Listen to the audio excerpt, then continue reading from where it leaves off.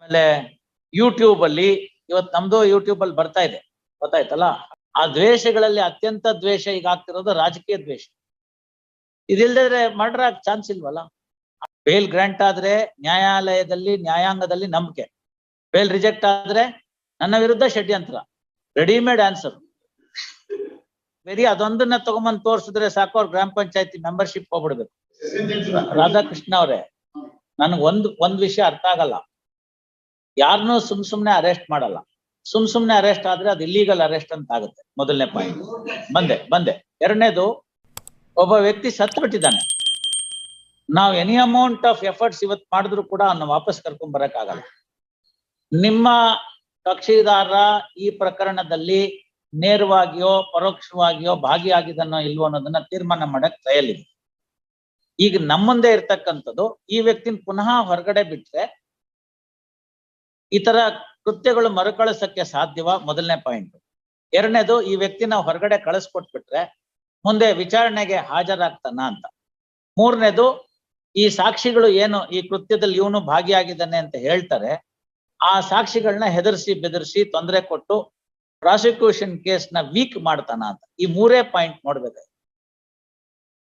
Any condition ಅಲ್ಲ, ಅದ್ರೊಳಗಡೆ ಬರುತ್ತೆ. ಗ್ರಾಮ ಪಂಚಾಯತಿ ಅಲ್ಲ, ಗ್ರಾಮ ಪಂಚಾಯತಿ assistant claims that is a above law. ಸಮಾಜದಲ್ಲಿ ಆಗ್ತಿರ್ತಕ್ಕಂಥ ಎಲ್ಲ ಪ್ರಕ್ರಿಯೆಗಳನ್ನ ಪ್ರತಿ ದಿವಸ ನ್ಯೂಸ್ ಚಾನೆಲ್ಗಳಲ್ಲಿ, ಆಮೇಲೆ ಯೂಟ್ಯೂಬ್ ಅಲ್ಲಿ, ಇವತ್ತು ನಮ್ದು ಯೂಟ್ಯೂಬ್ ಅಲ್ಲಿ ಬರ್ತಾ ಇದೆ, ಗೊತ್ತಾಯ್ತಲ್ಲ. ಹಾಗಾಗಿ ಅದನ್ನ ಹೇಳ್ಬೇಕಾದ ಪರಿಸ್ಥಿತಿ ಇದೆ. ಇವತ್ತು ಈ ಕೋರ್ಟಿನ ಪ್ರೊಸೀಡಿಂಗ್ಸ್ ಯೂಟ್ಯೂಬ್ ಹಾಕಿದೀವಿ, ಬೆಳಗ್ಗೆ ಬಂದು ಹಾಕೋದು. ಯೂಟ್ಯೂಬ್ ನಲ್ಲಿ, ಸಾಮಾಜಿಕ ಜಾಲತಾಣಗಳಲ್ಲಿ ಇದ್ರಲ್ಲೆಲ್ಲಾನು ಎಲ್ಲ ಹಾಕ್ತಾ ಇದ್ದಾರೆ. ಜನರುಗಳಿಗೆ ತಿಳುವಳಿಕೆಗೋಸ್ಕರ ಅಥವಾ ನಮ್ಮ ನ್ಯಾಯಾಂಗ ಹೇಗೆ ಸುಸ್ಥಿತಿಯಲ್ಲಿ ನಡೀತಿದೆಯೋ ಇಲ್ವೋ ಅನ್ನೋದನ್ನ ಅರ್ಥ ಮಾಡ್ಕೊಳ್ಳೋದಕ್ಕೋ ಯಾವ್ದಾದ್ರು ಕಾರಣಗಳಿರ್ಲಿ. ಆ ಕಾರಣಗಳೇನೇ ಇದ್ರು ಕೂಡ ಅದನ್ನೆಲ್ಲ ಹಾಕ್ತಾ ಇದ್ದಾರೆ. ಅದರಲ್ಲಿ ತಾವು ನೋಡ್ತಾ ಇದ್ದೀರಿ ಸಮಾಜದಲ್ಲಿ ಇವತ್ತಿನ ದಿನ ನಡೀತಿರ್ತಕ್ಕಂಥ ವಿಚಾರಗಳು. ಗ್ರಾಮ ಪಂಚಾಯತಿ ಮೆಂಬರ್ ಆದ ಮಾತ್ರಕ್ಕೆ ಆ ಕಾರಣಕ್ಕೆ ನಾನು ಬೇಲ್ ಕೊಡಲ್ಲ ಅನ್ನೋದಕ್ಕಿಂತ ಹೆಚ್ಚಿತವಾಗಿ, ಗ್ರಾಮ ಪಂಚಾಯತಿ ಮೆಂಬರ್ ಆಗಿ ಅವರ ಆ ಊರಿನಲ್ಲಿ ಏನ್ ಖದರ್ ಇದೆ, ಅದರಿಂದ ಅವ್ರು ಏನನ್ನ ಮಾಡಬಹುದು ಅನ್ನೋದನ್ನ ನಾವು ನೋಡ್ಬೇಕು. ಸೋತೋಗ್ಬಿಟ್ಟಿದ್ದಾರೇನು? ಈ ಸೋಲೋದು ಗೆಲ್ಲೋದು ಎಲ್ಲ ಇರುತ್ತೆ. ತಮಗ್ ಗೊತ್ತಿರ್ಬೇಕು, ಈ ಗ್ರಾಮ ಪಂಚಾಯತಿ, ಜಿಲ್ಲಾ ಪಂಚಾಯತಿ, ತಾಲೂಕ್ ಪಂಚಾಯತಿ ಅಂತೆಲ್ಲ ಮಾಡಿದ ಉದ್ದೇಶ ಏನಿತ್ತು ಅಂದ್ರೆ ಅಧಿಕಾರ ವಿಕೇಂದ್ರೀಕರಣವಾಗ್ಬೇಕು. ಅಧಿಕಾರ ವಿಕೇಂದ್ರೀಕರಣ ಆದಾಗ ಎಲ್ಲರೂ ಪ್ರತಿಯೊಬ್ಬರು ವಿಧಾನಸೌಧದ ಕಡೆ ಮುಖ ಮಾಡ್ಕೊಳ್ಳೋದು ಬೇಡ. ಅವ್ರವ್ರ ಜಿಲ್ಲೆನಲ್ಲಿ ಇರ್ತಕ್ಕಂಥ ಮಿನಿ ವಿಧಾನಸೌಧದ ಕಡೆ ತಲೆ ಹಾಕಿ ಮಲಗಿದ್ರೆ ಸಾಕು ಅಂತ ಹೇಳಿ, ಆ ಕಂದಾಯ ಕಟ್ಟೋದ್ರಲ್ಲಿ ಕಂದಾಯಕ್ಕೆ ಸಂಬಂಧಪಟ್ಟಿದ್ದಂತ ಬಂದಂತ ಹಣನ ಕಂದಾಯ ಪ್ಲಸ್ ಸರ್ಕಾರದ ಇನ್ನಿತರೆ ಪ್ರಾಜೆಕ್ಟ್ ಗಳಿಂದ ಬರ್ತಕ್ಕಂಥ ಹಣವನ್ನ ಕೊಡೋದು. ಹಾಗೆ ಕೊಟ್ಟು ಆ ಗ್ರಾಮವನ್ನ ಅವರು ತಮಗೆ ಅನುಕೂಲ ರೀತಿಯಲ್ಲಿ, ತಮಗ್ ಬೇಕಾದ ರೀತಿಯಲ್ಲಿ ನಡೆಸ್ಕೊಂಡು ಹೋಗ್ಲಿ ಅಧಿಕಾರ ಅಂತ. ಏನಾಗಿದೆ ಇವತ್ತಿನ ದಿವಸ? ಅದಕ್ಕೆ ಪೊಲಿಟಿಕಲ್ ಪಾರ್ಟಿ ಇರಬಾರ್ದು ಅಂತಾಗಿದೆ. ಗ್ರಾಮ ಪಂಚಾಯತಿಗೆ no political party, it should be independent ಅಂತ.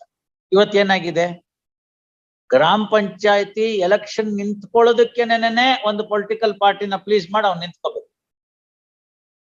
ಇಂಥವ್ರ ಬೆಂಬಲಿತ ಅಂತ ಹಾಕೋತಾರೆ. ಆ ಊರಿನ ಹೆಬ್ಬಾಗಲ್ನಲ್ಲಿ ಆ ಊರಿನ ಗ್ರಾಮ ದೇವತೆದು ಉತ್ಸವದ್ದು ಬ್ಯಾನರ್ ಹಾಕ್ತಾರೋ ಇಲ್ವೋ ಗೊತ್ತಿಲ್ಲ, ಆದ್ರೆ ಇವ್ರ ಬರ್ತ್ಡೇ ಮಾತ್ರ ಹಾಕ್ತಾರೆ. ಅಲ್ಲಿ ಎಲ್ಲಾರ್ದು ಇರುತ್ತೆ, right from there highest leader. ಅವ್ರದೆಲ್ಲ ಸಣ್ಣ ಚಿತ್ರ, ಕೊನೆಗೆ ಇವ್ರದೊಂದು ಆಳೆತ್ತರದ ಚಿತ್ರ.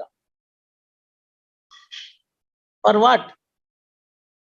ಅಂಡ್ ವೆರಿ ಅದೊಂದನ್ನ ತಗೊಂಬಂದ್ ತೋರ್ಸಿದ್ರೆ ಸಾಕು, ಅವ್ರ ಗ್ರಾಮ ಪಂಚಾಯತಿ ಮೆಂಬರ್ಶಿಪ್ ಹೋಗ್ಬಿಡ್ಬೇಕು. ಅವ್ರ ಬೆಂಬಲ ಇಲ್ವಲ್ಲ. ಗ್ರಾಮ ಪಂಚಾಯತಿ ಎಲೆಕ್ಷನ್ ನಡೆಯೋದು ಪೊಲಿಟಿಕಲ್ ಪಾರ್ಟಿ ಹೊರತಾಗ್ತಾನೆ. ಹಾಗಾಗ್ತಿದ್ಯಾ? ಆಗಿಲ್ಲ. ಹಾಗಾದ್ಮೇಲೆ ಏನಾಯ್ತು? It is the extended version of A political party. ಈ ಮರ್ಡರ್ಗಳೆಲ್ಲ ಯಾಕಾಗುತ್ತೆ? ಮೂರೇ ಕಂಡೀಷನ್. ಒಂದು, ಇಲಿಸಿಟ್ ರಿಲೇಶನ್ಶಿಪ್ ಇರ್ಬೇಕು, ಇಲ್ದರೆ ಮರ್ಡರ್ ಫಾರ್ ಗೇನ್ ಇರ್ಬೇಕು, ಇಲ್ದರೆ ಯಾವುದೋ ದ್ವೇಷ ಇರ್ಬೇಕು. ಆ ದ್ವೇಷಗಳಲ್ಲಿ ಅತ್ಯಂತ ದ್ವೇಷ ಈಗ ಆಗ್ತಿರೋದು ರಾಜಕೀಯ ದ್ವೇಷ. ಇದಿಲ್ದಿದ್ರೆ ಮರ್ಡರ್ ಆಗ ಚಾನ್ಸ್ ಇಲ್ವಲ್ಲ. ಆ ವ್ಯಕ್ತಿ ಇವನ ಬೆಳವಣಿಗೆಗೆ ಅಡ್ಡಗಾಲಾಗಿದ್ದಿದ್ರೆ ಅವನೇ ತೆಗೆದಾಕ್ಬಿಟ್ರೆ ಮುಗ್ದೋಯ್ತಲ್ಲ. ಇನ್ ಜನ್ಮೇಪಿ ಇನ್ ಯಾರು ಅವನ್ನ ಗ್ರಾಮ ಪಂಚಾಯತಿಯಿಂದ ಅಲ್ಲಾಡ್ಸಕ್ಕೆ ಆಗೋದಿಲ್ಲ, ಎಲ್ರಿಗೂ ಹೇಳ್ಕೊಂಡು ತಿರುಗ್ತಾನೆ. ನೋಡು ಏನಾಯ್ತು, ಅರೆಸ್ಟ್ ಆದೆ, ಹೊರಗ್ ಬಂದೆ. ಬೇಲ್ ಗ್ರಾಂಟ್ ಆದ್ರೆ ನ್ಯಾಯಾಲಯದಲ್ಲಿ ನ್ಯಾಯಾಂಗದಲ್ಲಿ ನಂಬಿಕೆ, ಬೇಲ್ ರಿಜೆಕ್ಟ್ ಆದ್ರೆ ನನ್ನ ವಿರುದ್ಧ ಷಡ್ಯಂತ್ರ. Readymade answer.